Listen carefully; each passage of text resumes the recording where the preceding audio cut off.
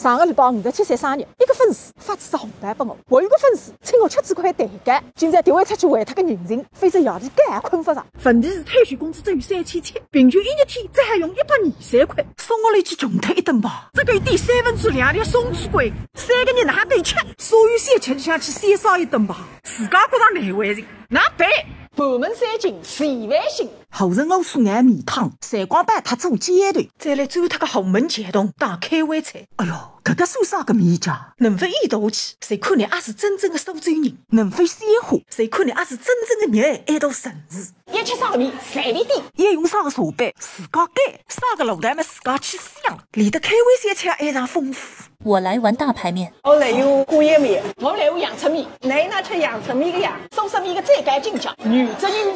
一台荤色卤菜，再煮也没只还用123块。哎爸，你屁股吃一吃，我才晓得你放啥个屁。也是鲜也是嫩，又香又脆。啊，鲜得了米满的它，那米满不来吗？我粉的。你来看啥？我看人家电视上点，就你得知道3张碗吃得叮当光，面不可以靠高，1碗不可以吃2碗，2碗不可以吃4，第32碗不可以吃4，4碗不可以吃8，到菜个称谁买个点，哪是法？拌着。搿么差了。听听平台，毛毛要紧，几辰光想吃正宗苏式面子，再带4万星来。